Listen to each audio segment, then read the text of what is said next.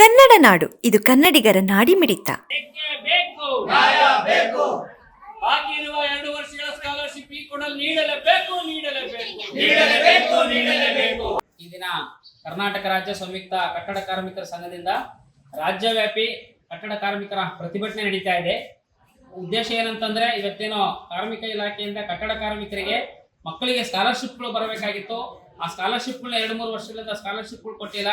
ಅದು ಕೊಡ್ಲಾರ್ದ ಇವತ್ತು ಸ್ಕೂಲ್ ಕಿಟ್ಗಳು ಅಂತೇಳಿ 115 ಕೋಟಿ ರೂಪಾಯಿನ ಇವತ್ತು ಬಳಕೆ ಮಾಡೋದಕ್ಕೆ ಕೊಟ್ಟಿದ್ದಾರೆ.